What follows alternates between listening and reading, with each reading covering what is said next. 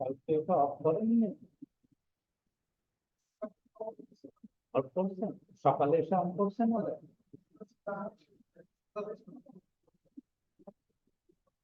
দরকার নাই, আশা করি পারবেন। ঠিক আছে। আসসালামু আলাইকুম।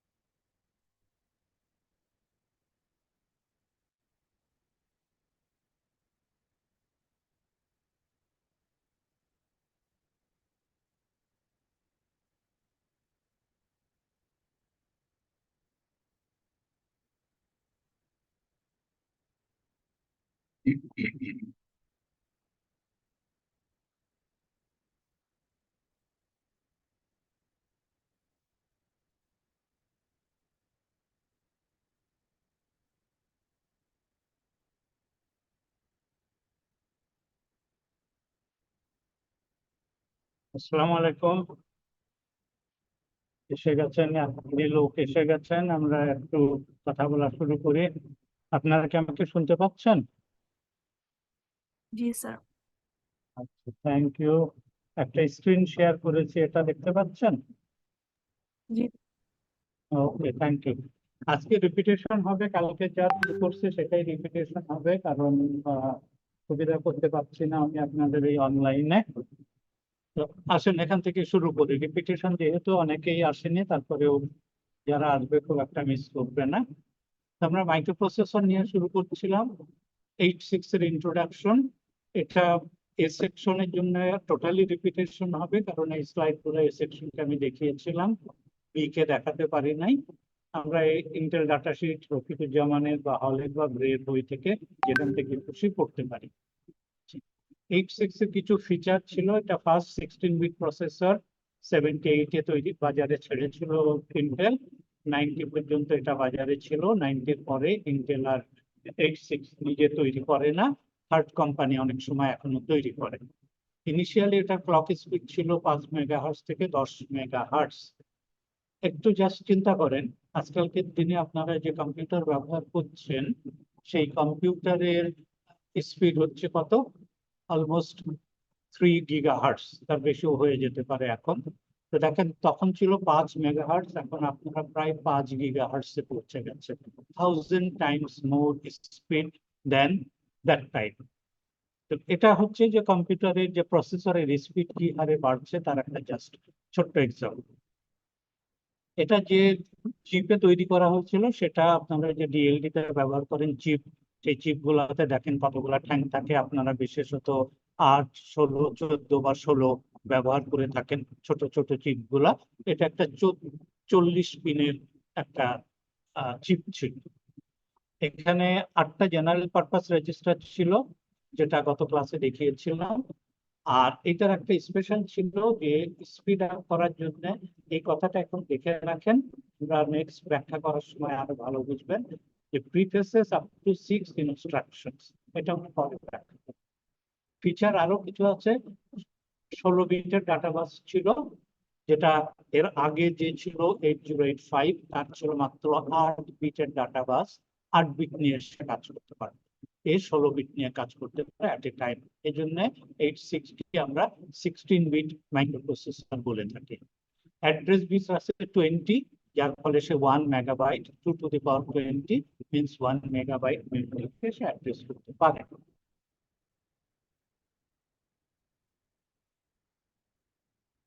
তো এর আগে যেটা ছিল 85, তার ছিল 16 বিট অ্যাড্রেস বাস। তার মানে সে মাত্র 64 কিলো মেমোরি অ্যাড্রেস করতে পারত। প্রসেসরের যে ইমপ্রুভমেন্ট আমরা বলি, সেই ইমপ্রুভমেন্ট মানে হচ্ছে যে স্পিড এবং মেমোরি অ্যাড্রেসিং ক্যাপাবিলিটি, সাধারণত এই দুইটা জিনিসের বাড়ানো হয়। প্রসেসর যখন আপগ্রেড করা হয়, ইমপ্রুভ করা হয়, তখন এই দুইটা জিনিসের উপরে জোর দেওয়া হয়।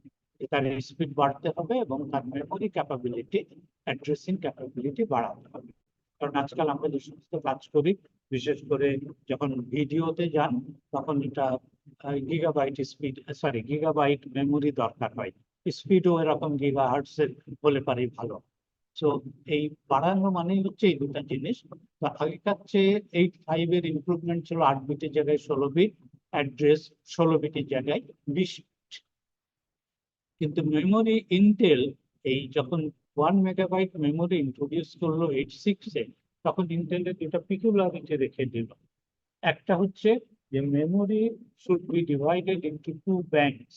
এটা হার্ডওয়্যারের একটা জিনিস। আমরা যখন হার্ডওয়্যার দেখবো তখন দেখবো যে মেমোরি আমরা এভাবে দেখবো।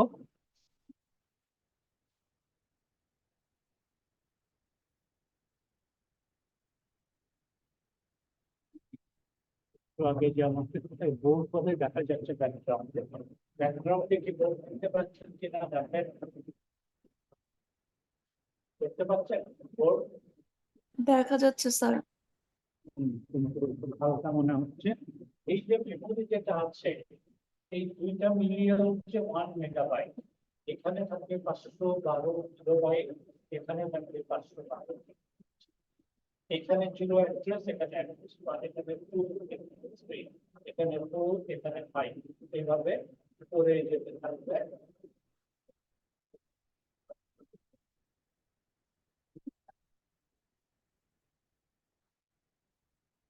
এটা 5টা এ, এটা হচ্ছে 4টা এ এবং 4টা, সরি আগে এইটা হচ্ছে 1 মেগাবাইট মেমোরিকে 5 কিলো দুই ভাগে ভাগ করে দিতে হয়। এটাই বলা হচ্ছে এখানে ডিভাইডেড ইনটু 2 ব্যাংকস। একটাকে আমরা বলি, এটা দেখেন all the odd addresses are there, so এটাকে আমরা বলি অড ব্যাংক। এটাকে আমরা বলি even bank, because all the even addresses are there. অনেক অর্থাৎ এইটাকে আবার অন্য নাম দেন, সেটা হচ্ছে কি, এখানে দেখেন এইটা মিলিয়ে হচ্ছে 16 বিট, এখানে 8 বিট, এখানে 8 বিট। তো 16 বিটের এটা হচ্ছে লো বিট বা লো বাইট, তবে এটাকে অনেকে বলে লো ব্যাংক। আর এটা হচ্ছে হায়ার বাইট, সো এটা হচ্ছে হাই ব্যাংক। এই দুই রকমের নামই প্রচলিত আছে লিটারেচারে। বই পুস্তকে দুইটা নামই দেখতে পাবেন। সেই দুই ব্যাংক, এটা একেবারে এসেনশিয়াল, ম্যান্ডেটরি। আপনি যদি 8.6 প্রসেসর ব্যবহার করে কোনো সিস্টেম ডিজাইন করেন, যেটা ওই যে আপনাদের প্রজেক্টে হয়তো করতে হবে, তখন কিন্তু memory must be divided into 2 banks.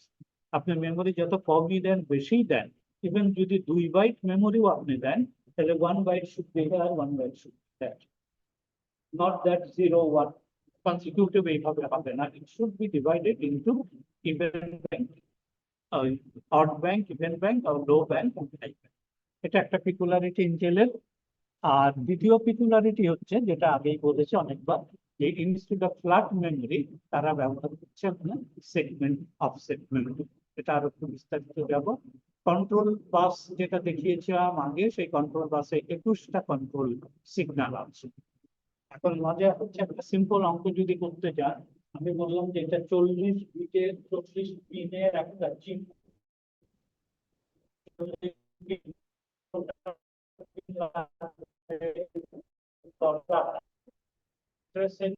আমার 20টা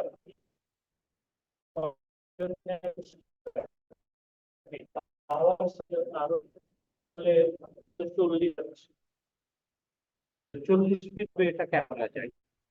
এটা কেন চোখের এই ভেরিয়েন্টটা এসছে বুঝতে হলে একটা কথা মনে রাখতে হবে।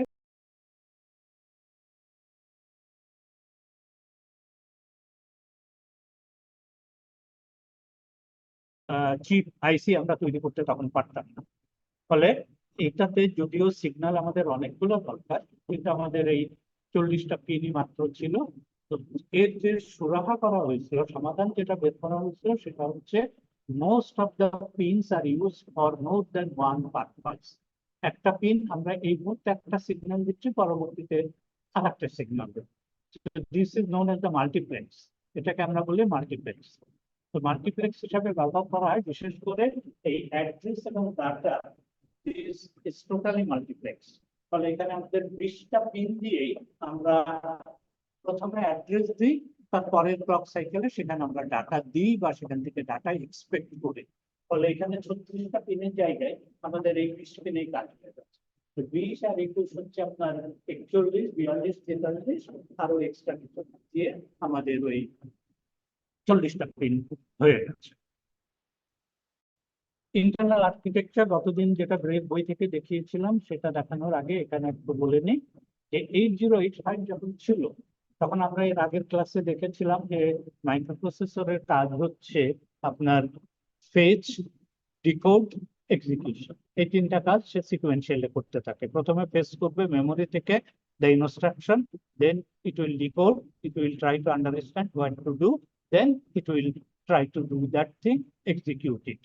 তো এই তিনটা কাজ সিকোয়েন্সিয়ালি করা হয়। আগেকার দিনে যখন 85 ছিল, 85-এ এই তিনটা কাজ সিকোয়েন্সিয়ালি করা হতো, ফলে processor was a little bit slow. কিন্তু এই তিনটা কাজ তো সিকোয়েন্সিয়ালি করার কোনো মানে যুক্তি নাই। ইট কুড বি ডান প্যারালাল। একজন যে আপনাকে ফেস করছে মেমোরি থেকে, তার যে সার্কিটরি, সেই সার্কিটটা এক্সিকিউট করার জন্য লাগছে না। এক্সিকিউটে আমরা দেখছি যে এখানে একটা অ্যাডার সার্কিট আছে সিম্পল, সেখানে আমরা সবকিছু এক্সিকিউট করছি। তাহলে ফেস সার্কিট আর এক্সিকিউট সার্কিট ইন্ডিপেন্ডেন্টলি কাজ করতে পারে, প্যারালালি কাজ করতে পারে। সিমিলারলি আপনার ডিকোড সার্কিটও প্যারালালি কাজ করে। কিন্তু 85-এ সেটা ছিল না, আমাদের এটা সিকোয়েন্সিয়ালি করতে। পরে যখন 86 চিন্তা করলো, তখন দেখলো যে এই কাজটাকে আমরা প্যারালালি করার চেষ্টা করতে পারি। তাহলে 86 এটা দুইটা ইউনিটে ভাগ করে ফেললো। This is the whole 86। কিন্তু ইন্টারনালি আপনি দেখবেন যে এটা দুটা ইন্ডিপেন্ডেন্ট সার্কিটরি আছে। সেখানে যে একজনের নাম হচ্ছে বিআইইউ, এটা হচ্ছে বাস ইন্টারফেস ইউনিট। সে শুধু ওই যে প্রিফেসিং এর কাজটা করে, পারফর্ম ফেসিং জব। এইটার লাইন হচ্ছে মেমোরির সাথে যোগাযোগ বা আউটার ওয়ার্ল্ডের সাথে যোগাযোগ। সে আউটার ওয়ার্ল্ড থেকে তথ্য নিয়ে এসে এইখানে একটা কিউ আছে, যেটা ওই যে আগের স্লাইডে দেখাচ্ছিলাম যে আপনাদের 6 instructions from the memory and queue them within the chip.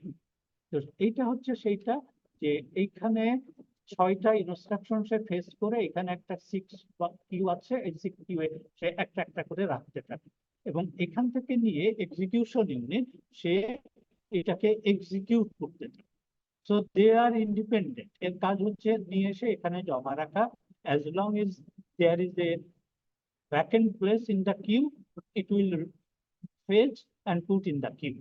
আর এর কাজ হচ্ছে জাস্ট কিউ এর এই মাথা থেকে নেওয়া এবং কাজ করে যাওয়া, কেউ নেওয়া কাজ করে যাওয়া। সে শুধু কাজ বন্ধ থাকবে যখন সে দেখবে কিউ ইজ ভ্যাকেন্ট, কিউতে নেওয়ার মতো কিছু নাই। তাহলে দে ক্যান ওয়ার্ক প্যারালাল। 86-এ এটা আমরা তৈরি করা হলো যে এখানে সিঙ্গেল ইউনিট সিকুয়েন্সিয়ালি কাজ না করে এখানে দুইটা ইউনিট করা হলো টু ওয়ার্ক প্যারালাল। আমরা এর পরের প্রসেসর গুলোতে যখন যাব তখন দেখবো এইগুলো আরো ভাগ করা হয়েছে। 286-এ 4 ভাগ করা হয়েছে, 386-এ 6 ভাগ করা হয়েছে, 6টা ইউনিট প্যারালালি কাজ করে। সো 85 এর চেয়ে 86 এর স্পিড ওয়াজ মোর, 86 এর চেয়ে 286 বা 386 এর স্পিড আরো বেশি। সেটা করা হয়েছে এরকম প্যারালাল জব করার মাধ্যমে। এই ইন্টারনাল আর্কিটেকচার কালকে যেটা আপনাদের দেখানোর চেষ্টা করছিলাম, ইউ এক্সিকিউশন ইউনিটে আমাদের এই 8টা রেজিস্টার আছে। জেনারেল অ্যাকুমুলেটর এএক্স নাম, যেটা কালকেই বলেছি এএল বা এইচ আমরা ভাগ করে 8 বিট 8 বিট ব্যবহার করতে পারি। Base register BX, count register CX, data register DX. Stack register, base point, stack pointer, base pointer, source index register, destination index register, তারা 16 বিটের, তাদেরকে আমরা 8 বিটে ভাগ করতে পারি। আর একটা স্পেশাল পারপাস রেজিস্টার আছে, ফ্ল্যাগ রেজিস্টার, 16 বিটের। All the registers are 16 bit registers. Some registers are general purpose or multi-purpose, while some have a special purpose. যেটা এর আগের দিনে বলেছি। এখন ওই রেজিস্টার গুলার একটু ডিসক্রিপশন। Accumulator, multipurpose register. অ্যাকুমুলেটরে যদিও আমরা মাল্টিপারপাস রেজিস্টার বলছি, কিন্তু কালকে যেমন বলছিলাম আপনাদের যে অ্যাকুমুলেটরের কিছু স্পেশাল ফাংশন আছে যেটা শুধু অ্যাকুমুলেটরই করতে পারে, অন্য কেউ পারবে না। তার ভিতরে হচ্ছে যে এই যে অ্যারিথমেটিক লজিক্যাল অপারেশন, বিশেষ করে মাল্টিপ্লিকেশন ডিভিশন, এইখানে AX মাস্ট বি ইনভলভ। দুইটা 16 বিটের নাম্বার যদি গুণ করেন, একটা 16 বিটের নাম্বার আর একটা 16 বিট দিয়ে যদি গুণ করেন, রেজাল্ট কুড বি 32 বিট। আমাদের রেজিস্টার গুলো সব 16 বিট, তখন 32 বিট রেজাল্ট কোথায় যাবে? 32 বিট রেজাল্ট AX এবং DX দুইটা রেজিস্টার মিলিয়ে থাকবে। অতএব এখানে AX must be involve. AX ছাড়া মাল্টিপ্লিকেশন করতে পারবো না। ডিভিশনও তাই। আমরা যদি 32 বিট নাম্বারকে, যে নাম্বারটা AX এবং DX মিলিয়ে রাখা আছে, তাকে যদি একটা 16 বিট নাম্বার দিয়ে ভাগ করি, the result will be 16 bit. So again, AX and DX will hold the result of the multiplication of the division as well as the remainder of the division. AX DX এর এটা হচ্ছে special কাজ, তারা ছাড়া অন্য কেউ এই result বা রিমাইন্ডার হোল্ড করতে পারে না। আরো একটা দেখানো আছে এখানে, ইন আউট। আমরা যখন বাইরে থেকে ডাটা নিব, আপনারা সি প্রোগ্রামিং এ, জাভা প্রোগ্রামিং এ দেখেছেন যে আমাদের বিভিন্ন রকম ইনস্ট্রাকশন আছে। সি তে স্ক্যানএফ করতেন, সি প্লাস প্লাসে সি ইন করতেন, জাভাতে অন্য কিছু করেন। তো সেইগুলা আমাদের কিন্তু মাইক্রোপ্রসেসরের সিম্পল ইনস্ট্রাকশন ইন আনতে হবে বাইরে থেকে ভিতরে, আর বাইরে দিতে হলে ডাটা আউটপুট দিতে হলে আমরা ইনস্ট্রাকশন ব্যবহার করব আউট। সো এই দুটো ইনস্ট্রাকশন আপনাদের মনে রাখেন, আমাদের মাইক্রোপ্রসেসরের হার্ডওয়্যারের ল্যাবে এটা আমাদের লাগবে। সো এই ইন অ্যান্ড আউট এটা আমাদের লাগবে। তো ইন অ্যান্ড আউট এর AX ছাড়া ইন আউট হবে না। বি কেয়ারফুল, অন্য কোনো রেজিস্টার দিয়ে আপনারা এই ইন আউট করতে পারবেন না। ইন করলে পারে ডাটা যদি 8 বিটের ডাটা হয়, it will be in AL register, not even AH। অন্য কোনো রেজিস্টারই তো যাবেই না, AH এও যাবে না। ইন বললে 8 বিট ডাটা AL এ চলে যাবে অটোমেটিক্যালি, 16 বিট ডাটা হলে AX এ। সিমিলারলি আউট যদি বলেন, আউট করতে হলে ডাটা AL থেকে আউট হবে, AL অথবা AX, depending on whether the data is 8 bit or 16 bit. AL AX ছাড়া অন্য কেউ ডাটাকে আউট করতে পারে না। অতএব এটা AX এর আমাদের স্পেশাল কিছু কাজ আছে। আর এটা আগে যখন বলেছিলাম যে আমরা AX স্যার কে আরেক দুই ভাগে স্যার ভাগ। জি, হ্যালো, কি বললেন? স্যার আসসালামু আলাইকুম স্যার। স্যার আরেকবার রিপিট করবেন স্যার। আচ্ছা, কি ইন আউট নাকি পুরোটাই? Sir in out sir. আচ্ছা, ওকে, থ্যাংক ইউ। ইন যখন করবো আমরা বাইরে থেকে, যখন ভ্যালু করে নেব, প্রোগ্রামে তো আপনাদের ওই যে দেখেছি আইও ফ্যাসিলিটিস আমাদের থাকতেই হবে, ইন করতে হবে, আউট করতে হবে ডাটা।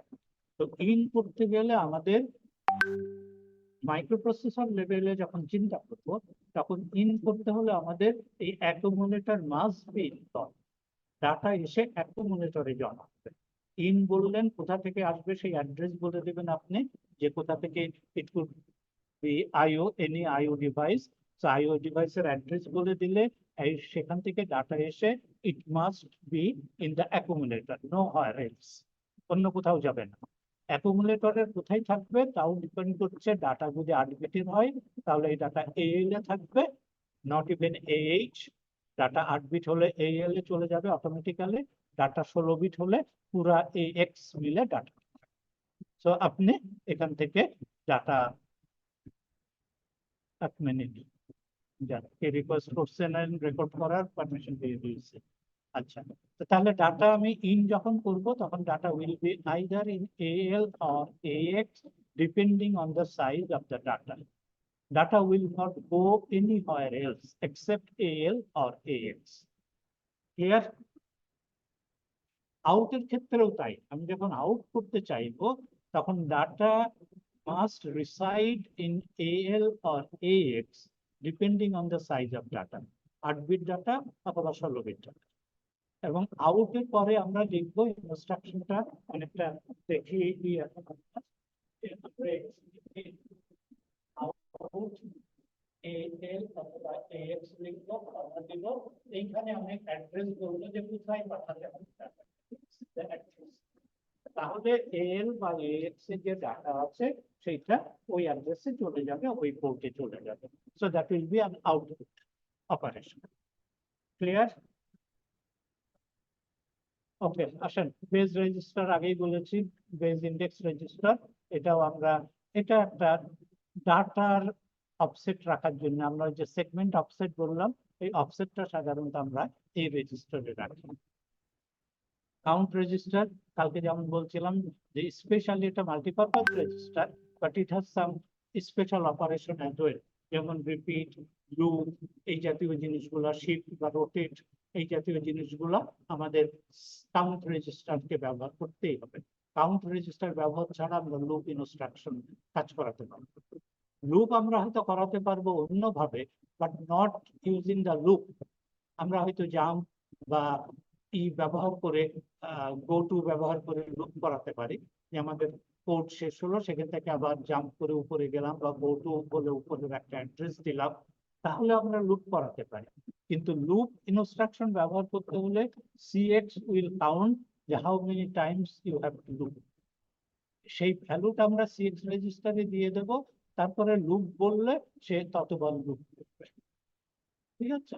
অতএব কাউন্ট রেজিস্টারের একটা স্পেশাল কাজ হচ্ছে টু মেইনটেইন দ্য রিপিট বা লুপ বা শিফট, রোটেট, এই জাতীয় ইনস্ট্রাকশনের নাম্বার অফ রিপিটেশন বা number of looping, number of shifting, rotating, এই হিসাবগুলা CX রেজিস্টার রাখবে। আমি যদি অনেক বড় লুপ করি, 16 বিটের লুপ করি, তাহলে CX কাজে আসবে। আমি যদি ছোট্ট লুপ করি তাহলে CL will be enough. 8 bit data দিয়ে আমি লুপ করতে পারবো। So again, এটা CH, CL দুইভাবে আমি ব্যবহার।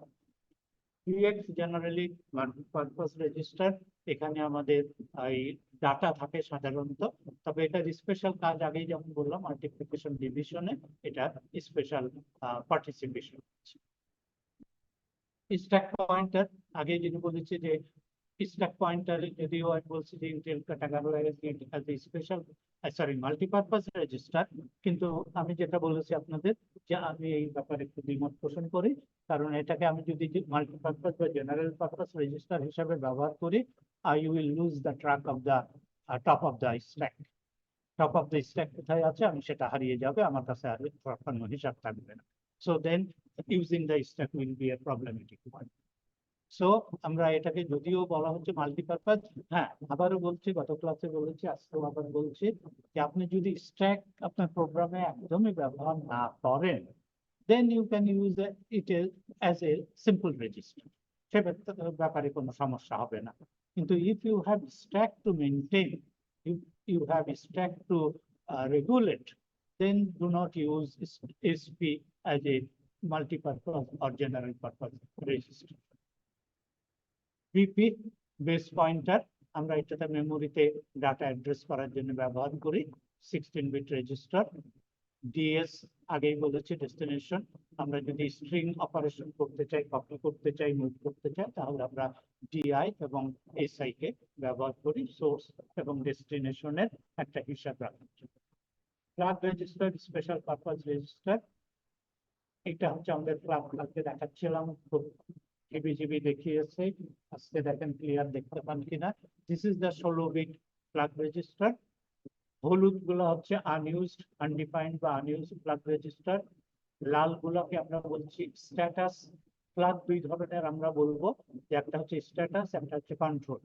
স্ট্যাটাস মানে বুঝছেন যে তার অবস্থা কি বলে দেয়, যেমন অ্যারিথমেটিক অপারেশন করার পরে তার কোনো ক্যারি আছে কিনা, তার রেজাল্টটা 0 হলো কিনা, তার সাইনটা কি আছে, পজিটিভ না negative, whether there is any overflow from this arithmetic operation, এই জাতীয় জিনিসগুলো স্ট্যাটাস আছে। এখানে আমাদের 6টা স্ট্যাটাস ফ্ল্যাগ আছে আর 3টা হচ্ছে কন্ট্রোল ফ্ল্যাগ আছে। এগুলাকে দিয়ে আমরা প্রোগ্রামের flow of the program can be control with the help of this things. অবশ্য ফ্লো অফ দ্য প্রোগ্রাম আমরা এটা দিয়েও কন্ট্রোল করতে পারি ক্যারি ফ্ল্যাগ। তো এটা হচ্ছে ফ্ল্যাগ এর রেজিস্টারের একটা ODIT sine zero auxiliary parity carry. এগুলা গত ক্লাসেও বলেছে, আজকে আর একটু দেখি। আমি এইখানে একটা আমার এই স্লাইডে দেখবেন, এইখানে আমি একটা দিয়েছি S or C. S means status flag, C means carry flag. সর্বত্রই পাবেন যে ক্যারিকে তারা বই পুস্তকে সবাই বলছে যে this is a status flag, কিন্তু আমি এখানে সি যোগ করে দিয়েছি, কারণ with the help of the carry flag we can control the flow of the program as well. So আমার মতে এটা both status and control flag. তো যেমন কালকেই বলেছিলাম যে আমরা after any arithmetic operation, addition or subtraction, carry flag will be set or reset automatically.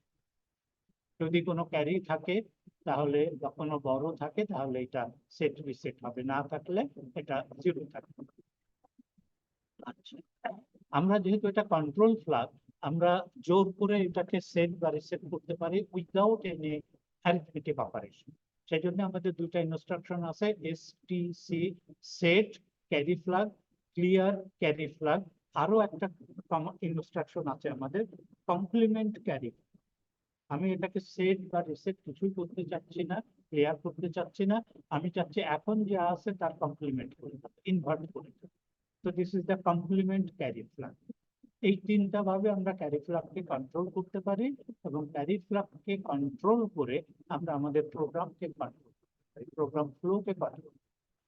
এটা আমরা নিচের ল্যাবেও, মাইক্রোপ্রসেসর ল্যাবেও করবো। তারপরে আপনার আবরার স্যারের সাথে যখন অ্যাসেম্বলি ল্যাঙ্গুয়েজ প্রোগ্রাম করবো তখনও আমরা এগুলা ব্যবহার করব। প্যারিটি গতদিন যেমন বলছিলাম যে প্যারিটি একটা স্ট্যাটাস ফ্ল্যাগ, এটা আপনার যে ভ্যালু আছে অ্যাকুমুলেটরে সেখানে প্যারিটি কি আছে, ইভেন প্যারিটি না আউট প্যারিটি, সেটা এখানে ইন্ডিকেট করে ফ্ল্যাগটাকে।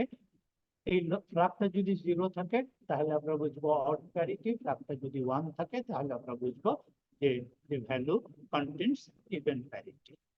এটা আগেকার দিনে খুব ব্যবহার করা হতো, গতকাল যেমন বলেছি, এখন আর এটা আমরা খুব ব্যবহার করি না। অক্সিলারি ফ্ল্যাগ আগের মতোই আমরা বলেছিলাম যে আমরা BCD অপারেশনে এটা ব্যবহার করি, তাছাড়া এটা এখন BCD আমরা খুব একটা ব্যবহার করি না, ফলে এটাকে আমরা খুব একটা ব্যবহার করি। জিরো ফ্ল্যাগ, অ্যাকুমুলেটরে যে ভ্যালু আছে সেই ভ্যালুটা জিরো পেলে this is an status flag. তো রেজাল্ট জিরো হলে Z1 হবে, কেয়ার করে রেজাল্ট জিরো হলে Z1 হবে। 1 মানে হচ্ছে যে yes the value is zero, আর Z0 ফ্ল্যাগটা জিরো মানে হচ্ছে no the value is not zero. Sign flag, এই ভ্যালুটা পজিটিভ না নেগেটিভ। 1 মানে হচ্ছে নেগেটিভ, যদি সাইন ফ্ল্যাগ 1 হয় আমরা যেমন জানি যে MSB 1 হলে পারে the value is negative, সেইটাই sign flag is exactly the same as the MSB of the accumulator value. অতএব MSB যদি 1 হয় the value is negative, MSB যদি 0 হয় the value is positive. This is purely a status. Trace বা trap flag, যেটা আমরা বলেছিলাম যে আমরা যদি স্টেপ বাই স্টেপ এক্সিকিউট করতে চাই তাহলে এই ফ্ল্যাগটাকে আমরা সেট বা রিসেট করে দিতে পারি। This is a control flag. এটাকে সেট বা রিসেট করে দিয়ে আমরা প্রোগ্রাম ফ্লোটাকে কন্ট্রোল করতে পারি, যে program will continue continuously or it will interrupt after each execution of each instruction. সেটা আমরা এখানে ঠিক করে দিই। ইন্টারাপ্ট ফ্ল্যাগ, IP ফ্ল্যাগ, যেটা IF ফ্ল্যাগ, ইন্টারাপ্ট ফ্ল্যাগ, এটাকে আমরা সেট করে দিয়ে IF যদি 1 করে দিই তাহলে আমরা মাইক্রোপ্রসেসরকে বলে দিচ্ছি যে you should accept any sort of interruption from the external sources. আর আমরা যদি সামহাউ এটাকে 0 করে দিই তার মানে হচ্ছে যে no, you should not entertain any sort of interrupt, you do your own job, no interruption will be entertained. তো এটা যেহেতু আমরা এক্সটার্নালি সেট রিসেট করতে পারি, ফলে এটার জন্য আমাদের ইনস্ট্রাকশন আছে অ্যাসেম্বলি ল্যাঙ্গুয়েজ সেটে, সেটা হচ্ছে STI সেট ইন্টারাপ্ট ফ্ল্যাগ অথবা ক্লিয়ার ইন্টারাপ্ট ফ্ল্যাগ। এটা দিয়ে আমরা এটাকে সেট রিসেট করতে পারি। Direction flag, again it is a control flag. Control ফ্ল্যাগে হচ্ছে আমাদের যে গতকাল যেমন বললাম যে আমরা যখন কপি করি তখন আমাদের direction of the copying incremental আর ডিক্রিমেন্টাল, এইটা আমরা এখানে বলে দিতে পারি। তাহলে ইট উইল অটো ইনক্রিমেন্ট আর অটো ডিক্রিমেন্ট মোডে যাবে, memory address will be automatically incremented or decremented from the given address. তো সেই ডিরেকশন আমরা এটা বলে দিতে পারি ডিরেকশন 1 মানে ডিক্রিমেন্ট, ডি যদি 0 করে দিই তার মানে it will be increment. So যেহেতু আমরা এটাকে কন্ট্রোল করতে পারি, so there are instruction std and cld to set or clear the D flag. Overflow flag আগে আমরা বলেছি DLD তে শিখেছেন আপনারা যে there could be overflow after an arithmetic operation, এবং সেই অপারেশন হলে এটা status flag purely it will be set after any arithmetic operation or reset to indicate whether there is an overflow or no overflow is there. So আমরা এটা দেখে আমাদের ভবিষ্যৎ কর্মপন্থা ঠিক করতে পারি। আগে যেগুলো দেখালাম ওইগুলো হচ্ছে আমাদের এক্সিকিউশন ইউনিটের রেজিস্টার ছিল। এখন আসেন আমাদের বাস ইন্টারফেস ইউনিটের রেজিস্টার। সেখানে আমাদের 5টা রেজিস্টার আছে, port segment register, data segment register, extra segment register, stack segment register, আর একটা আছে ইনস্ট্রাকশন পয়েন্ট। এই জিনিসগুলো আমরা আবার একটু দেখে নিই। সেগমেন্ট রেজিস্টার আগেই বলেছি যে সেগমেন্ট আমরা ইন্টেল সেগমেন্ট অফসেট কনসেপ্টে কাজ করে। So each segment register contents the initial address of the segment. Data segment আমরা সাধারণত মেমোরিতে ডাটা এক জায়গায় রাখবো, কি বলে কোড এক জায়গায় রাখি, স্ট্যাক এক জায়গায় রাখি, মেমোরির আলাদা আলাদা লোকেশনে। সো প্রত্যেকের শুরুটা কোথায় সেই অ্যাড্রেসটা সেগমেন্ট রেজিস্টারে রাখি। Port segment, its size হচ্ছে maximum 64K because all the registers are 16-bit register, so এদের maximum size 64K, এবং এখানে আমরা কোডের starting address of the section holding code এটা আমরা এখানে লিখে রাখবো। ডাটা সেগমেন্ট সেই একইভাবে 64 KB হতে পারে ম্যাক্সিমাম সাইজ, এবং ডাটা কোথা থেকে শুরু সেই ঠিকানাটা এখানে লেখা আছে। এক্সট্রা সেগমেন্ট কালকেই বলেছিলাম যে আমাদের যদি মোর ডাটা লাগে more than 64K, port size if the port size is more than 64K, অথবা if the segment stack is also more than 64K, তখন আমরা এই এক্সট্রা সেগমেন্টটাকে তাকে হেল্প করার জন্য ব্যবহার করতে পারি। And that is why they keep the name extra segment. So it has no specific job. It is extra to help the other 3 specific segments. Stack segment গতকালই বলেছিলাম। ইনস্ট্রাকশন পয়েন্টার এটা ভালো করে খেয়াল করেন, কতদিন বলেছি আজকেও আবার বলে দিচ্ছি যে stack pointer always point to the next instruction to B executed. Next instruction, not the current instruction. আমরা এখান থেকে দেখতে পারবো যে নেক্সট ইনস্ট্রাকশন কোথায় যাচ্ছে। বিশেষ করে আমরা যখন জাম্প বা কল করব তখন ঠিক মতো জায়গা মতো গেছে কি না সেটা আমরা এখান থেকে দেখে নিতে পারি যে নেক্সট ইনস্ট্রাকশন কোথায় যাবে। আমি জাম্পের যে ঠিকানা বলেছি সেখানে জাম্প করার জন্য সে রেডি কিনা, অথবা আমি যাকে ডাকতে বলেছি কল করছি যে অ্যাড্রেস থেকে সেই অ্যাড্রেস আইপিতে এসছে কিনা, তাহলে আমি বুঝবো যে জাম্প বা কল ঠিক মতো হচ্ছে, তাহলেই বুঝতে হবে কোথাও সমস্যা। তো আইপি দেখে আমরা এই জিনিসগুলো ঠিক করতে পারি। IP always points to the next instruction to be executed. 8086 এর যে 40টা পিন আছে, 40টা পিনে কি কি সিগন্যাল আছে না আছে সেইগুলা আমরা এখন দেখব। এতক্ষণ গত ক্লাসের কিছু রিপিটেশন গেল, আজকে আমরা নতুন জিনিস শুরু করছি। এখানে যেমন আছে ব্রেভ বইতে পাবেন, রফিকুজ্জামানে পাবেন, ইন্টেল ডাটা শিটে আছে। এই হচ্ছে 40টা পিন, 2 রোতে থাকে। আপনারা যদি ওই যে ডিএলডি তে যে ল্যাব করেছেন আইসিপি একটু খেয়াল করেন, আমরা 1 থেকে শুরু করে 20, তারপরে এইদিকে 21 থেকে 40। এই হচ্ছে আমাদের 40টা পিন, যেহেতু আগেই বলেছি যে এটা একটা 40 পিনের আইসি। তা আমরা প্রথম দেখি যে কি কি পিন, কোন পিনে কি দেওয়া আছে। পিন নাম্বার আপনাদের মুখস্থ করার কোনো দরকার নাই, যে কোন পিনে কি আছে।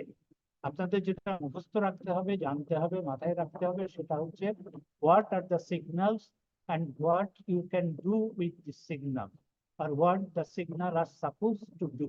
এইটা আপনাকে অবশ্যই জানতে হবে। কোন পিনে আছে আমাকে যদি এখন জিজ্ঞেস করেন, এই এতকাল আমি পড়াচ্ছি, আমি এখনো বলতে পারবো না, কারণ ইট ইজ ইম্যাটেরিয়াল। আমার কাছে এটা একটা অর্থহীন জিনিস মনে রাখা। আপনার যখনই হার্ডওয়্যারে কাজ করবেন আপনি ডাটা বুক নিয়ে বসবেন, কোন পিনে কি আছে, আপনার এই সিগন্যালটা দরকার, কোন পিনে গেলে পাবেন, ডাটা বুক দেখে সেই পিনের সাথে কানেকশন দিবেন, আপনি সিগন্যাল পেয়ে যাবেন। So try to remember the signals and what it do. It does, not the pin. এখানে আমি জাস্ট পিন নাম্বার গুলো দেখাচ্ছি আপনাদের এই কারণে যে আমার নিজের সুবিধা, যে আমি whether I am missing any pin or any signal. So আমি পিন নাম্বার দিয়ে সবগুলোতে এইভাবে দেখাচ্ছি। তো প্রথমে আসেন পাওয়ার সাপ্লাই। পাওয়ার সাপ্লাই দেখেন ভিসিসি একটা আছে, মজার ব্যাপার হচ্ছে গ্রাউন্ড দেখেন দুইটা। আপনারা যে ডিএলডিতে কাজ করেছেন সেখানে কি দেখেছেন, একটা ভিসিসি একটা গ্রাউন্ড, দুইটা গ্রাউন্ড ছিল। এখন দুইটা দেখে যদি ঘাবড়িয়ে যান তাহলে সাবধান করে দিই, যখন পেন্টিয়ামে যাবেন তখন 10-20টা গ্রাউন্ড দেখতে পাবেন, একাধিক ভিসিসি দেখতে পাবেন। এর কারণ একটাই, তারা বলেছে, যেটা ইঞ্জিনিয়ারিং থেকে পাওয়া যায়, ইন্টেল এই কারণে এটা ব্যবহার করেছে, সেটা হচ্ছে যে এর ভিতরে তো প্রচুর ট্রানজিস্টর আছে, কয়েক হাজার ট্রানজিস্টর আছে। তা আমরা যদি গ্রাউন্ড লাইনটা টেনে লম্বা করতে থাকি, একটাই গ্রাউন্ড লাইন দিতাম, তাহলে এইটা একটা টেনে লম্বা একটা লাইন হতো। এবং লম্বা লাইনের একটা হচ্ছে যে এক মাথা থেকে আরেক মাথা টেনে নিয়ে যাওয়া, কারোর সাথে কোনো কনফ্লিক্ট না করে, এটা যেমন একটা সমস্যা, তার চেয়ে বড় সমস্যা হচ্ছে যে আপনি যদি একটা তার, এটা আপনাদের এইভাবে পড়ানো হয় না, ইলেকট্রিক্যালের বন্ধুদের কাছে জেনে নিতে পারবেন, ওদের যারা মাইক্রোওয়েভ পড়ে, অ্যান্টেনা পড়ে, সেই অ্যান্টেনা হচ্ছে, অ্যান্টেনা কত বড় হবে সেটা নির্ভর করে কত ফ্রিকোয়েন্সিতে সে কাজ করে। এখন আমরা যেহেতু হাই ফ্রিকোয়েন্সিতে কাজ করছি, মেগাহার্টসে কাজ করছি, অতএব আমাদের অ্যান্টেনা সাইজ হবে, একটা অঙ্কের হিসাব আছে আপনার 1/4 অফ দা ওয়েভলেন্থ। মেগাহার্টস হলে পারে লাইটের ভেলোসিটিকে এই মেগাহার্টস দিয়ে ভাগ দিলে ওয়েভলেন্থ পাবেন, ওয়েভলেন্থের 1/4 করলে পারে antenna size, that size of antenna will radiate, start radiation. বুঝছেন? এখানে যদি এরকম লম্বা তার আমরা টেনে নিয়ে যাই, so it might be that it will start radiation.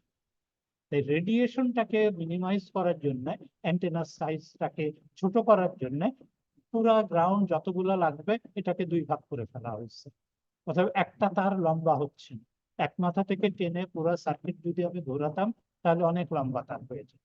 সেই জন্য এখানে এরা দুইটা গ্রাউন্ড ব্যবহার করছে। So be careful, both the grounded must be connected. আপনি যদি মনে করেন গ্রাউন্ড তো স্যার একটা দিয়েছে আবার আবার কেন, তাহলে কিন্তু আপনার চিপ কাজ করবে। all the VCCs, এখানে যদিও একটা আছে, আমি ভবিষ্যতের জন্য বলে দিচ্ছি, all the VCCs and all the grounds must be connected, otherwise the chip will not function properly. So this is our power supply. আমরা নেক্সট সিগন্যাল দেখতে চাই, অ্যাড্রেস ডাটা। এটা আগে আমি বলেছিলাম যে মাল্টিপ্লেক্স আছে, এখানে দেখেন AD লেখা আছে, that means address and data. এই অ্যাড্রেস এন্ড ডাটা 0 থেকে শুরু হয়েছে, এখানে bidirectional, because data must be bidirectional. Supply দেখেন, power supply is in direction going into the chip, but this direction is bidirectional. Address is going out, এখানে দেখেন this is only address, এই চারটা লাইন, this is only address, so they are all outgoing, but this contains data as well, so this is bidirectional. এখানে 1 থেকে 14 এবং এখানে 15, মানে 16টা অ্যাড্রেস ডাটা লাইন এখানে আছে আর 4টা অ্যাড্রেস লাইন এখানে আছে। এরা multiplex, they are carrying both address and data. এই চারটাও দেখেন multiplex, they are taking address as well as some status signal. Status S means for status, 3 to 6 status signal. S0 to S2 এটা আমরা অন্য জায়গায় দেখতে পাবো। তো এই হচ্ছে আমাদের অ্যাড্রেস এবং ডাটা। এই পিনগুলোতে থ্রু আমাদের অ্যাড্রেস যাওয়া আসা এবং ডাটা যাওয়া আসা। এখানে যেমন A16 to A19 also carry status. Clock এইখানে আছে, এরপর আমাদের control, this is the control signal. এরপরে যা আসবে সব আমাদের কন্ট্রোল সিগন্যাল। এটা হচ্ছে প্রথম কন্ট্রোল সিগন্যাল, হচ্ছে ক্লক। কাজ করতে হলে, সিনক্রোনাইজ করতে হলে আমাদের ক্লক লাগবে। ইন্টারেস্টিংলি যে এখানে এত বেশি সার্কিটরি ছিল যে তারা যখন 86 ডিজাইন করেছে তারা অন চিপ ক্লকের ব্যবস্থা করতে পারেনি। তারা বলেছে তোমাদের এক্সটার্নাল চিপ থেকে ক্লক সাপ্লাই নিতে হবে। So this pin will take the clock into the chip. এখানে ক্লক পাবে, বাইরে থেকে আপনি একটা ক্লক সাপ্লাই দিবেন, দিলে সেই ক্লক অনুযায়ী সে কাজ করবে। আগে আমরা যেমন দেখলাম যে it requires a clock of 5 to 10 megahertz, তাহলে এখানে এক্সটার্নালি আপনাকে সেই ক্লক সাপ্লাই দিতে হবে, not less than 5, not more than 10। 5 to 10 megahertz এর একটা ক্লক চিপে সাধারণত বলা থাকে যে what clock it is expecting, আপনাকে সেই ক্লক অনুযায়ী এখান থেকে একটা এক্সটার্নাল ক্লক সার্কিট বানিয়ে সেখান থেকে এখানে ক্লক সাপ্লাই দিতে হবে। ক্লকের ব্যাপারে একটা মজার জিনিস আছে যে ক্লকে আমরা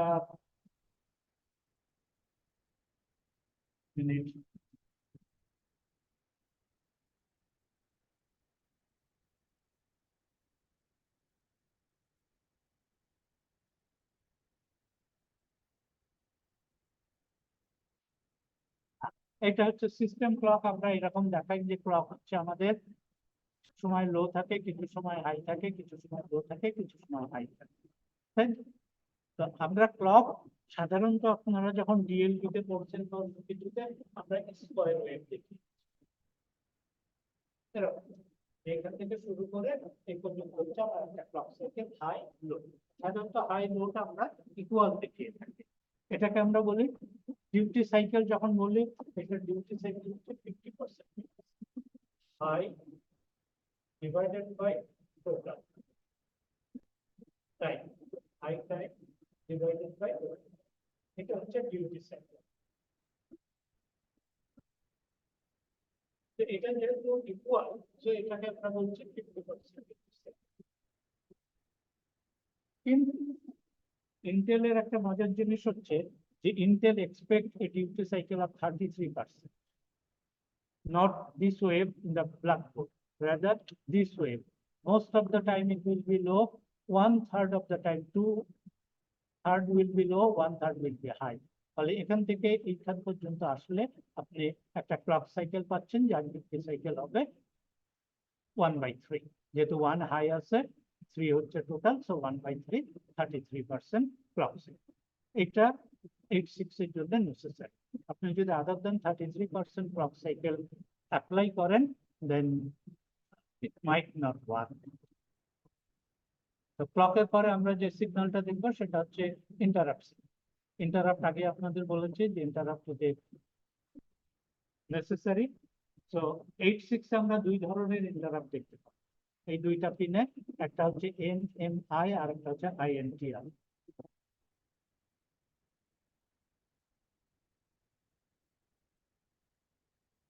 ইন্টারাপ্ট পিন, এই দুইটা পিনের মধ্যে পার্থক্য আছে যেটা INTR হচ্ছে আমরা বলি নর্মাল ইন্টারাপ্ট। ওই যে আপনি আপনাদের ইন্টারাপ্ট ফ্লাগ দেখিয়ে আসলাম, interrupt can be control, that is for this one application. আপনি ওই পিনটা দিয়ে এইখানকার দেখেন ইন্টারাপ্ট ইজ ইনগোয়িং, প্রসেসর বাইরে থেকে সিগন্যাল পাবে, বাইরের কেউ তাকে ইন্টারাপ্ট করার চেষ্টা করবে। So this can be controlled, whether the processor should entertain this interrupt or ignore this. That can be controlled by that.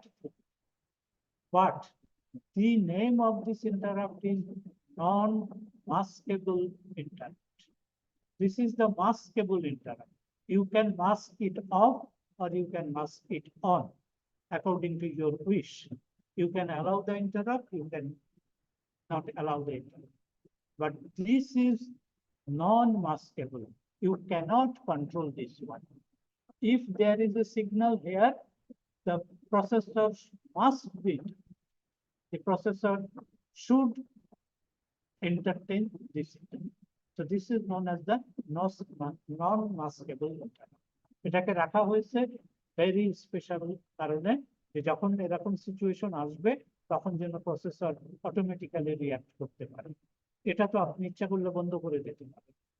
তো এইটাতে তারা এই দুই রকমের ইন্টারাপ্টের ব্যবস্থা রেখেছে, যে নন মাস্কেবল ইন্টারাপ্ট এন্ড মাস্কেবল ইন্টারাপ্ট। রিসেট একটা সিগন্যাল আছে এখানে। রিসেট নাম থেকে বুঝতে পারছেন যে মাইক্রোপ্রসেসর যাই করুক না কেন, যে অবস্থাতেই থাকুক না কেন, if you like, if you give a high signal here, causes the processor to immediately terminate its present activity. The signal must be high for at least 4 clock cycles. এখানে আমি যদি একটা হাই সিগন্যাল দিই, and if that signal persists for more than at least 4 clock cycle, then the processor will reset itself. If the signal is high for less than 4 clock cycle, তাহলে processor reset হবে না, কারণ processor তখন ভাববে যে একটা মাছি বসেছে এখানে, কোনো সমস্যা নাই, উড়ে চলে গেছে। So be careful. If you really want to reset the processor, you must give a high signal which will remain for more than 4 clock cycle, at least 4 clocks. Okay, so this is that. And when it resets, the processor resets, তখন আমরা দেখবো যে code সেগমেন্টের value will be FFF, all automatically set, and IP instruction pointer will be 0 automatically. Karon it has been reset, so it will start from the beginning. So the IP will be 000 and CS will be FFF. Okay, so this is the reset signal. There is another signal, ready signal. Ready মানে হচ্ছে কি, এই একটা signal রাখা হয়েছে যে বাইরে যে সমস্ত মাইক্রোপ্রসেসর, আগে আপনাদের বলেছি যে it cannot work without the peripheral devices. বাইরের দুনিয়ার পেরিফেরাল ডিভাইসেস এর সাথে তার যোগাযোগ রাখতে হয় কাজের জন্য। And unfortunately, the peripheral devices are very, very slow than the microprocessor itself. A difference of speed can be as big as 100 times. অতএব even memory, যেটা আপনাদের সবসময় বলেছে যে memory is more or less 10 times slower than the processor. এখন processor মেমোরিকে একটা ডাটার জন্য রিকোয়েস্ট করছে, মেমোরির সেই ডাটা খুঁজে বের করে দিতে একটু সময় লাগবে। তো সেই সময়টা কি হবে, আগেই বলেছে এই যে মাল্টিপ্লেক্স এডি লাইনে প্রথমে সে একটা অ্যাড্রেস দিয়ে দিয়েছে, দিয়ে বলেছে যে এই অ্যাড্রেস থেকে আমাকে ডাটা খুঁজে দাও। মেমোরি থেকে সেই অ্যাড্রেসে ডাটা খুঁজে, এই ডাটা খুঁজে দাও বলার পরে নেক্সট ক্লক সাইকেলে কিন্তু এটা ডাটা বাস হিসেবে কাজ করবে, no more address bus. Address দেওয়ার পরেই যখন নেক্সট ক্লক সাইকেল আসবে, it will react as a data bus. এবং মাইক্রোপ্রসেসর নেক্সট ক্লক সাইকেলেই যদি এখান থেকে ডাটা পড়তে চেষ্টা করে, then definitely it will get a garbage, কারণ মেমোরি এখনো ডাটা খুঁজে বের করে বাসে দিতে পারেনি। তো এইটা বোঝানোর জন্য এই একটা সিগন্যাল রাখা হয়েছে, দেখেন it is an incoming signal to the processor. Outer device will pull this signal high. এটা যখন ইফ রেডি ইজ 0, এটা নরমালি হাই থাকবে। if 1, it has no effect on the microprocessor operation, এটা নরমালি হাই থাকবে, তার মানে microprocessor বুঝবে যে এভরিথিং ইজ অলরাইট, সে এখান থেকে ডাটা নিতে শুরু করবে।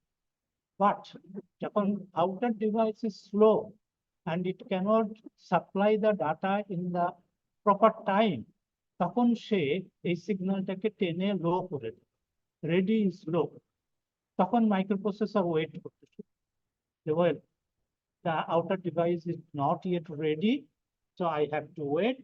সে ওয়েট স্টেট তৈরি করবে, নিজে ওয়েট করতে থাকবে until this goes to 1 again. এটা যখন 1 হবে, তার মানে মেমোরি যখন এখানে ডাটা দেবে, দেওয়ার পরে সে এই সিগন্যালটাকে হাই করে দেবে, তাহলে প্রসেসর বুঝবে যে well, there is data on the data bus, I can take it. So this is the ready signal to interface with a slower device. Microprocessor and slower device এর একটা ইন্টারফেস রাখার জন্য এই রেডি সিগন্যালটা এখানে রাখা হয়েছে, so that it can interact with a slower device without any problem. So this is the ready signal. Test signal একটা আছে এখানে, টেস্টটা দেখেন active low signal. টেস্টটা কি করবে, used by wait instruction, if the input is low, wait instruction function as NOP, no operation, and execution of the program continues. Otherwise, processor waits in an idle state and test to be continued.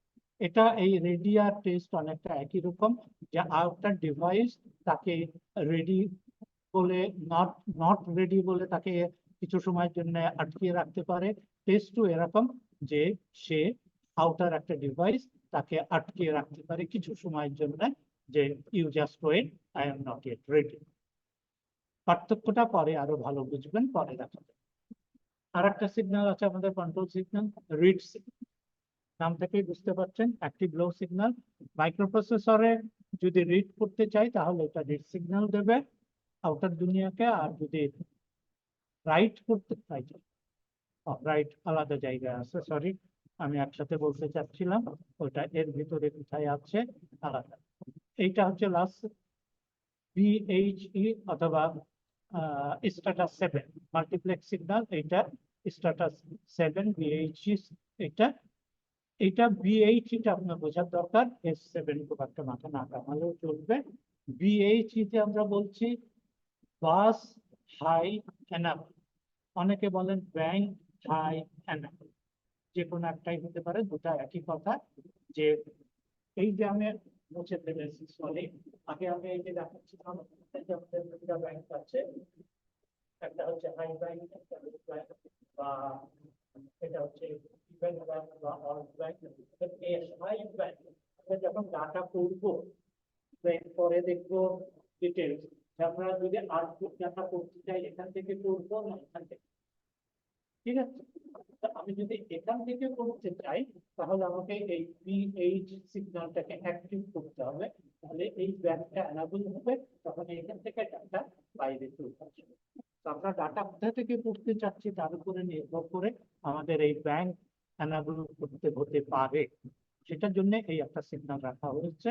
এবং এটা দেখেন outgoing, microprocessor ওই ব্যাংকটাকে enable করার জন্য signal পাঠাবে যে you should give the data output from this bank.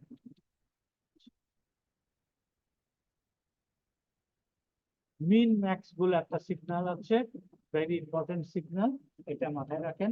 This is for minimum অথবা maximum. Microprocessor দুইটা মোডে কাজ করে, 86 স্পেশালি, সেই দুইটা মোডকে আমরা বলি মিনিমাম মোড এবং ম্যাক্সিমাম মোড। এই দুটা মোডের পার্থক্য কি সেটা আপনাদের বুঝতে হবে। পরীক্ষায় আসলে আপনারা নিজের মনের মাধুরী মিশিয়ে রচনা লিখতে শুরু করে দেন, যেটা ম্যাক্সিমাম কাজ করতে পারে ওটা মিনিমাম কাজ করে ফাঁকি দেয়, এইসব না বলে মিনিমাম ম্যাক্সিমাম মোডটা বোঝার চেষ্টা করে। Minimum mode single processor system, যে সিস্টেম আমরা কথা বলছি বা যে সিস্টেম নিয়ে কাজ করছি সেখানে there is only one processor, একটাই 8086 আছে।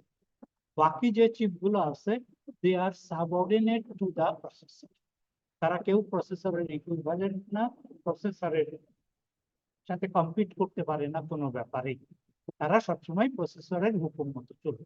তো there is only 186 in the system.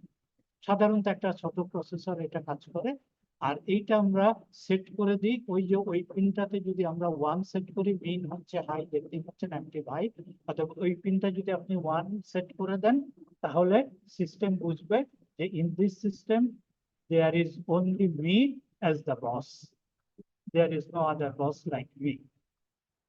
তো এটা হচ্ছে আমাদের মিনিমাম প্রসেসর। ম্যাক্সিমাম প্রসেসর হচ্ছে multi processor system, there could be more than one processor, 860 more than one থাকতে পারে, অথবা 860 এর equivalent processor more than one থাকতে পারে।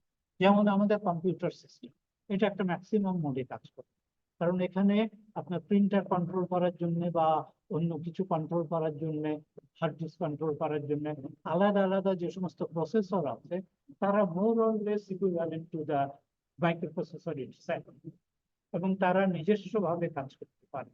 অতএব এদের মধ্যে কোঅর্ডিনেশন যেন হয়, ঝগড়াঝাটি যেন না হয়, কেউ যেন নিজেকে একমাত্র বস না ভাবে, সেই জন্য আমরা যখন এই পিনটাকে 0 করে দেব, গ্রাউন্ডেড করে দেব, তখন মাইক্রোপ্রসেসর বুঝবে যে এই সিস্টেমে আমার ইকুইভ্যালেন্ট আরো কেউ না কেউ আছে, at least one is there equivalent to me, could be more than, এবং তখন তারা মিলেমিশে কাজ করার চিন্তা ভাবনা করবে এবং কিভাবে কাজ করতে হয় সেটা তারা জানে, তখন সেটা সেইভাবে কাজ করবে। তো maximum mode is multi processor system. এটা এই না যে এই মোডে দিলে 86 তার ম্যাক্সিমাম এফিসিয়েন্সিতে কাজ করে, দিস ইজ নট দ্যাট। এখানে there could be more than one processor. সাধারণত আমরা বড় সিস্টেম হলে পারে যেখানে একটা প্রসেসর কুলাতে পারবে না, যেমন বললাম যে কম্পিউটার সিস্টেমে আমাদের আগেকার দিনে একটা প্রসেসরই কাজ করতে পারতো, এখন পারে না। বিশেষ করে যদি বড় বড় সার্ভার হয় সেখানে প্রচুর প্রসেসর আছে সবকিছু সামাল দেওয়ার জন্য। তো this is the min and maximum. তো এই পিনটা দিয়ে আমরা সেই মিন অ্যান্ড ম্যাক্সিমাম ঠিক করছি। This is the mean max pin. এবং এই পিনটা দিয়ে মিন ম্যাক্স করার পরে যেটা হচ্ছে, ওই বাকি যে পিন গুলা ছিল আমার, এই পিন গুলা এই যে 24 থেকে 31, এটা আমরা এখন পর্যন্ত কভার করিনি। এই মিন এর উপরে নির্ভর করে এরা একরকম কাজ করবে, ম্যাক্স এর উপরে নির্ভর করে এরা অন্য ধরনের কাজ করবে। So this pin behaves differently depending on the system, whether the processor is working in a minimum mode or maximum mode. তো আমরা এখন এই কয়টা পিন আলাদা করে দেখার চেষ্টা করব। These are the pins. Pin number দেওয়া আছে মাঝখানে। মিনিমাম মোডে এই কাজগুলো হবে আর ম্যাক্সিমাম মোড হলে সেই এই কাজগুলো। ওকে, তো এখানে মিনিমাম মোডের কাজগুলো বলে নেই। সাধারণত আমরা মিনিমাম মোডের কাজ করি। মিনিমাম মোডে হচ্ছে ইন্টারাপ্ট, অ্যাকনলেজমেন্ট, অ্যাক্টিভ লো, এগুলা সব আউটগোয়িং, এটা ইনকাম। এখানে দেখেন অল আউটগোয়িং, এটা বাই ডিরেকশনাল, এটা বাই ডিরেকশনাল। তো এখানে ইন্টারাপ্ট অ্যাকনলেজ কি, আগে আমরা একটা পিনে দেখলাম যে পিন দিয়ে আমরা ইন্টারাপ্ট করতে পারি মাইক্রোপ্রসেসরকে। এখন মাইক্রোপ্রসেসরকে ইন্টারাপ্ট করলে সে কি করবে? সাধারণত আমরা বলে থাকি যে মাইক্রোপ্রসেসর আপনি যদি তাকে এন্টারটেইন করার জন্য বলে থাকেন, ওই যে ইন্টারাপ্ট ফ্ল্যাগ সেট করে দিয়ে যদি বলেন যে you have to entertain the interrupt, তাহলে আমরা বলি যে ইন্টারাপ্ট আসলে সে ইন্টারাপ্টকে এন্টারটেইন করবে। এন্টারটেইন করার আগে সে যে ইন্টারাপ্ট করেছে তাকে একটা অ্যাকনলেজমেন্ট পাঠাবে যে well, your interrupt has been acknowledged, I am coming to serve you.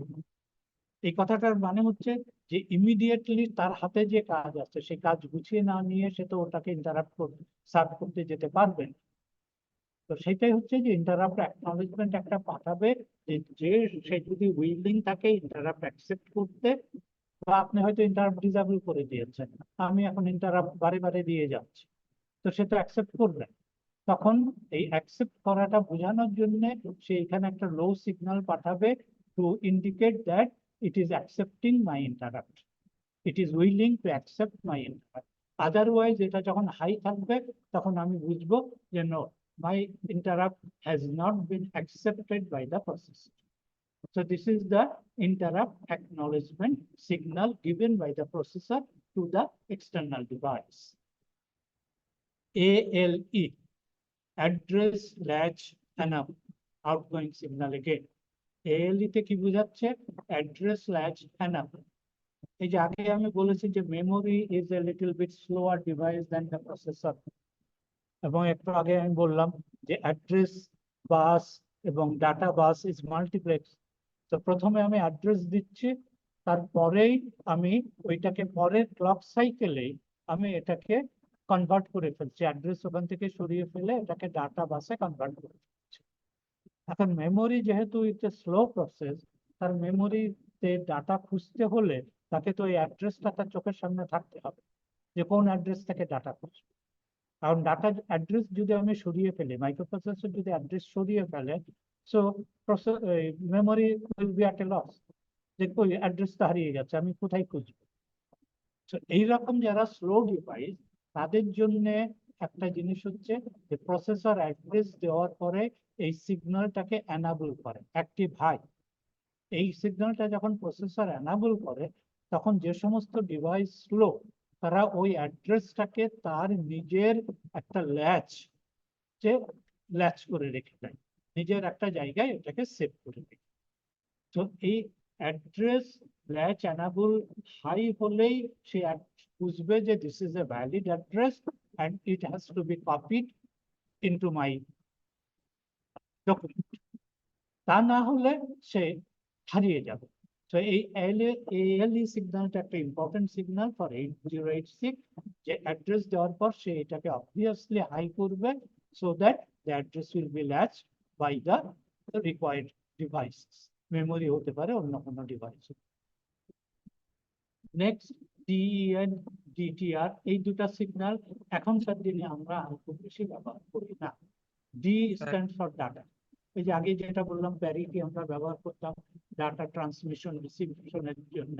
এখনকার দিনে আগেই বলেছি আপনাদের যে আমরা খুব একটা ডাটা ট্রান্সমিশন রিসিপশন করি না। তো ফলে হচ্ছে যে আমাদের এই দুটা সিগন্যাল এখন খুব একটা নাই। এটা হচ্ছে ডাটা এনাবল, EN এনাবল। লো, একটা অ্যাক্টিভ লো দিলে ডাটা এনাবল করতে বলা হয়, আর এটা ডাটা ট্রান্সমিশন হবে না রিসিপশন হবে। হাই হলে পারে ট্রান্সমিশন, লো হলে রিসিপশন। তো এই দুইটা জিনিস এখন আর আমরা খুব ব্যবহার করি না, ফলে এটা আর খুব একটা দরকার নাই আমাদের। এইটা আগে বলে নিই। আচ্ছা, এটাই MIO। নাম থেকে বুঝতে পারছেন, মেমোরি অবলিক IO। এখন যে অপারেশন আমি করবো, রিড বা এই যে এখানে দেখতে পাচ্ছেন রাইট, রিড বা রাইট যে আমি করতে চাচ্ছি, এই রিড বা রাইটটা কোথায় করবো? মেমোরি থেকে রিড করতে চাচ্ছি নাকি IO থেকে রিড করতে চাচ্ছি? মেমোরিতে রাইট করতে চাচ্ছি নাকি IO তে রাইট করতে চাচ্ছি? তো এইটা বোঝানোর জন্য ইন্টেল একটা এক্সট্রা সিগন্যাল ব্যবহার করছে। when this signal will be high, তাহলে সিস্টেম বুঝবে যে all this read write is meant for the memory. When this signal will be low, তাহলে সিস্টেম বুঝবে যে this read or write is meant for the IO devices, not for the memory. So এটা হচ্ছে memory or IO read write operation memory. এটা right, আগেই আমরা common read দেখে এসেছিলাম, এখানে রাইট দেখতে পাচ্ছি, মিনিমাম মোডে এখান থেকে রাইট পাবো। আর এটা একটা অ্যাক্টিভ লো সিগন্যাল। এই দুইটা সিগন্যাল হচ্ছে একসাথে আর একটা, এটা হচ্ছে হোল্ড, এটা হচ্ছে হোল্ড অ্যাকনলেজমেন্ট। মানেটা হচ্ছে কি? মানেটা হচ্ছে যে এই যে বললাম যে মিনিমাম মোডে microprocessor alone is the boss, কিন্তু অনেক সময় আমরা যে ওই যে শেয়ার্ড বাস আর্কিটেকচার দেখলাম, সেখানে হয়তো মেমোরি আর IO তারা ডাইরেক্টলি ডাটা দেওয়া নেওয়া করতে চাচ্ছে কোনো একটা সিচুয়েশনে। এখন মাইক্রোপ্রসেসর তো হোল সোললি কন্ট্রোল এভরিথিং, বাস কন্ট্রোল করে মাইক্রোপ্রসেসর।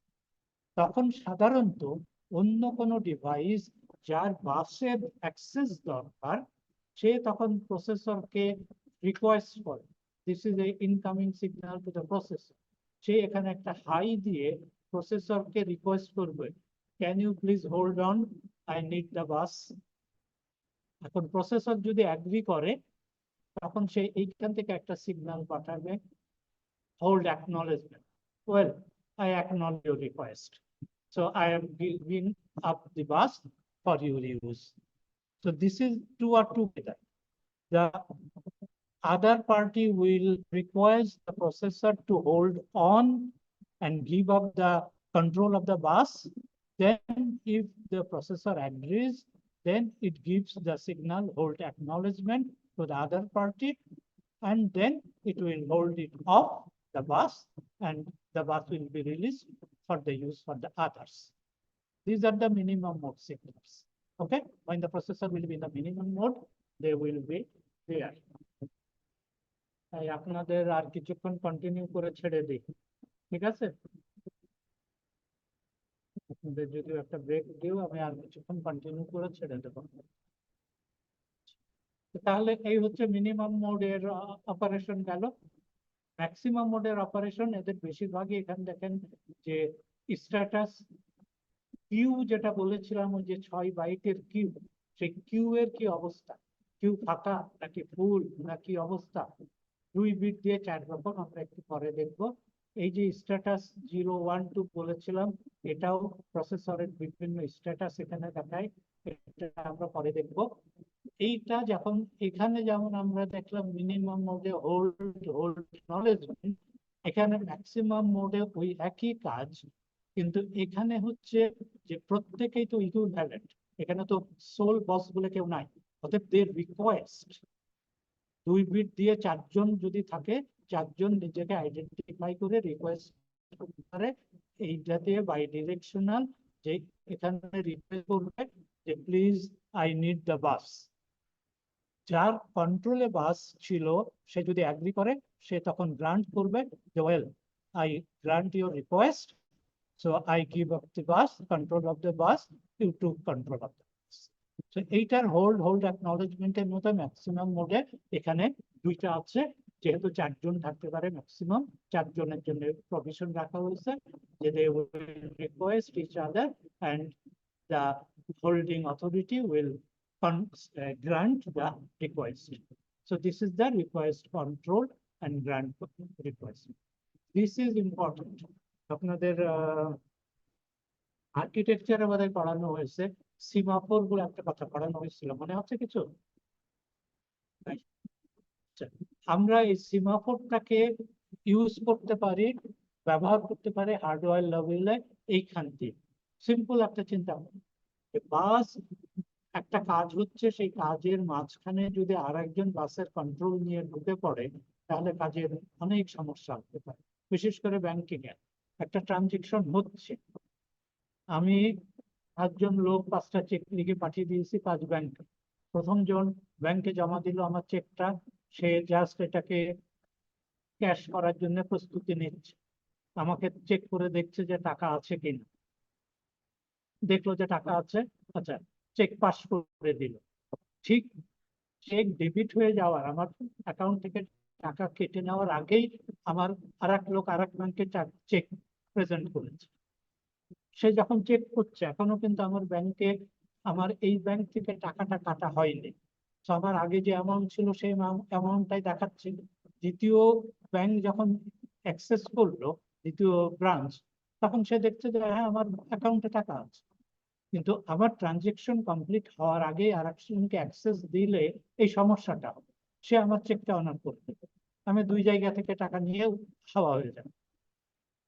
সেই জন্যই বলা হয় যে ব্যাংকিং এ বিশেষত বা যে কোনো এরকম আপনার সেন্সিটিভ ইস্যু হলে, till the transaction or the operation is complete, no one should get access to this database. সেইটা আমরা এই হার্ডওয়্যার লেভেলে করতে পারি। আমরা এই যে বাসটাকে লক করি, ইফ দিস ইজ লো, আমি যদি এখানে লো সিগন্যাল পাঠাই, দেন দ্য আদার বাস মাস্টার্স, এই যে এখানে যেমন ম্যাক্স মোডে অনেকেই বাস মাস্টার আছে, প্রত্যেকেই বাসের উপরে পূর্ণ কর্তৃত্ব আছে, so other bus master cannot gain control of the bus. আমার অপারেশন শেষ না হওয়া পর্যন্ত আমি এটাকে লো করে রাখবো, so no other can get access to the bus. এটা হচ্ছে সেই আপনাদের সিমাফোরের hardware. It is very important for multi-user system বা ম্যাক্স মোড। স্ট্যাটাস গুলো এখানে আছে, আমি এগুলো নিয়ে আলোচনা করছি না। কিউ এরটা একটু দেখাই, যে কিউ এ হচ্ছে দেখেন নো অপারেশন, কিউ এখন কাজ করছে না, first byte of the output from the queue empty, queue এখন এমটি, এইভাবেই হচ্ছে কিউ এর কি অবস্থা দেখানো হয়। As a whole pin diagram এখানে দেখানো আছে, এখান থেকে আপনারা দেখতে পারেন, এটা মুখস্থ করার কিছু নাই।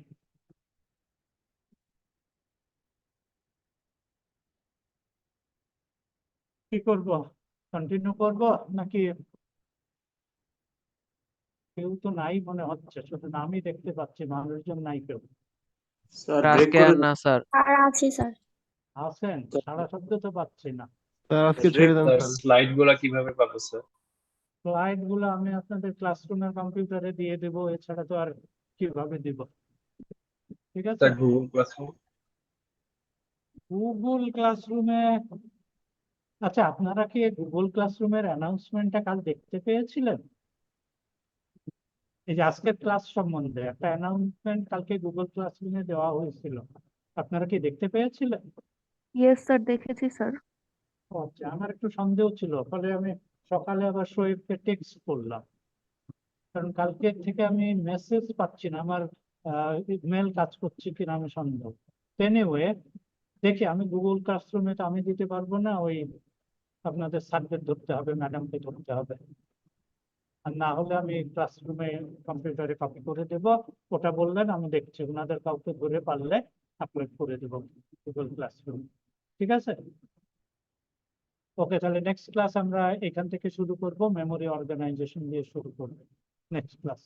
আজকে আর জান কন্টিনিউয়াস আমিও পাচ্ছি না। So thank you very much, আপনারাই করতে পারেন। আমি স্টপ শেয়ারিং করে দিলাম, তারপরে কোথায়